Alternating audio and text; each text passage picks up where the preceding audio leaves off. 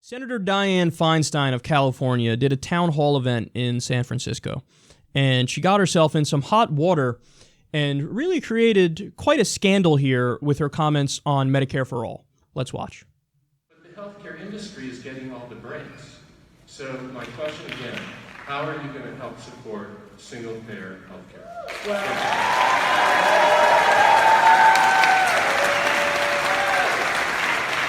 If single-payer healthcare is going to mean complete takeover by the government of all healthcare, I'm not there. If single-payer healthcare means trying to work out some of the problems that are existing, we've got an immediate problem that I learned about just coming up. It's a cost responsibility issue. And there was a House court case, and the House won the court case. And this is going to cost insurers in a month $7 million for 6 million people who get extra help between $11,000 a year and $29,000 a year. This may be what Trump is waiting for, to show that this program can fall apart, at least the individual premium part of the program. The Commonwealth, what's the name of the group that just sent the memo? I have it here, I just saw it last night. It's something that's out of the blue. I did not know that there was suit against it. And I did not know that the House won the suit on the first level. So it's going to be, this is, neither is easy. Question on that side? Okay, next question.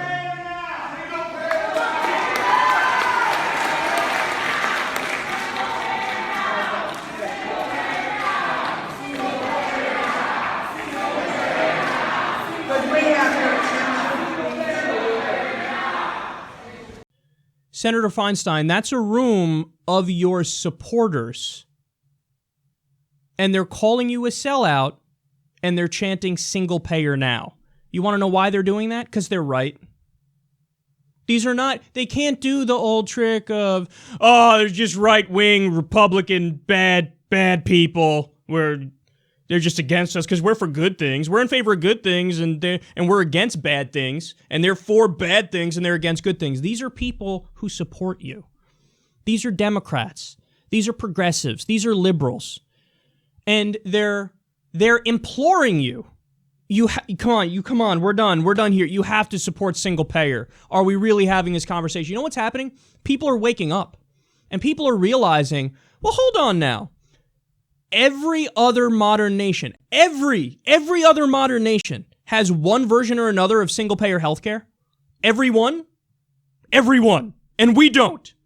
And we have politicians like Dianne Feinstein who are supposed to be the liberal party.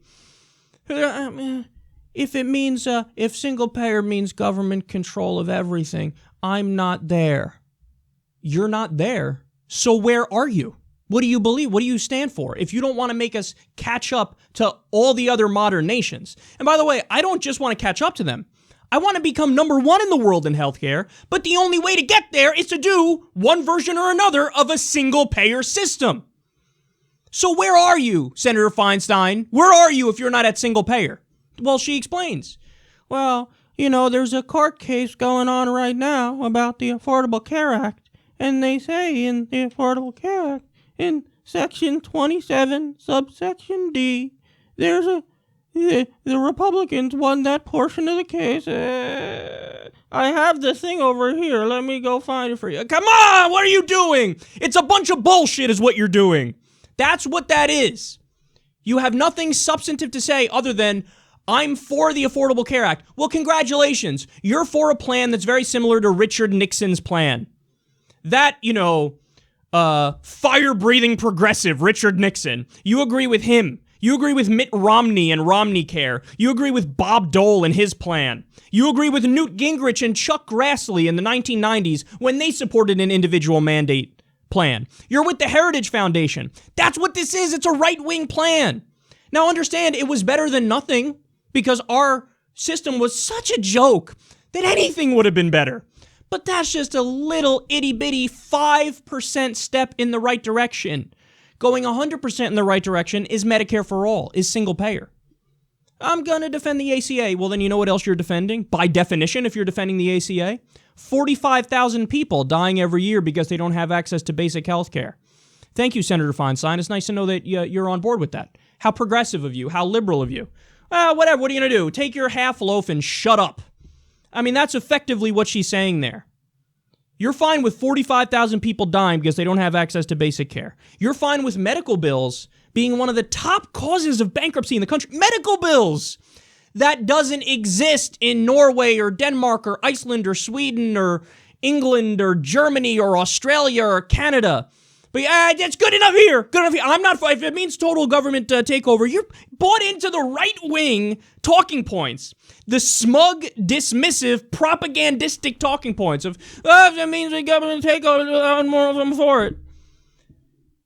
Look, we're done with this. Progressives are done with this. Liberals are done with this. You can't ask, if you're a Democrat, you can't turn around and say, why don't you come vote for me? Get up and go vote for me. You can't shame people into voting for you anymore. You have to be for something. Just to say, I'm anti-Trump and I'm anti-Trump care. Wow, the worst fucking healthcare bill ever proposed and you're against it. What a hero. It's not enough to say I'm against Trump. What are you for? Are you for making the minimum wage a living wage and tying it to inflation? Are you for having strong unions? Are you for single payer? Are you for free college? Are you for ending the unnecessary, offensive, preemptive wars that then lead to nation building? Are you for ending those? What are you for? Are you for ending the drug war? You don't have anything to say about substantive policies. Just, I'm anti-Trump, and vote for me, and I'll continue to do milquetoast neoliberal garbage where I still represent my donors. So here's the deal, guys. We flipped 24 in the House. We flipped Democrats to be for Medicare for all now. 24 of them. You did that because you applied grassroots pressure. And you let them know, hey, let me be clear about something. If you don't support Medicare for all, we're not going to vote for you. And we'll vote for somebody else. And then you're going to lose your job. And then 24 House Democrats are like, whoa, okay, I'm for it. Now we're going after the big fish. Now we're going after Dianne Feinstein. Guys, you need to call Dianne Feinstein and kindly, be nice about it, but tell her, hey, we're gonna come out against you, especially if you're her constituent in California.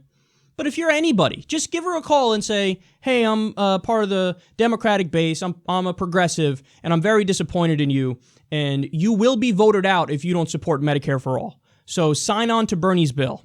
Co-sponsor Bernie's bill. Support Medicare for all or lose your seat. Give her a call and say that. Her number is 202-224-3841. And in fact, to show you how serious I am about this, I'm going to go ahead and give her a call live on air with you guys right this second. So obviously I have no idea how this is going to go through, what's going to happen, but that's the beauty of doing a live show, and we'll see. I mean, chances are we'll be leaving a message, of course, but it's a good thing to do.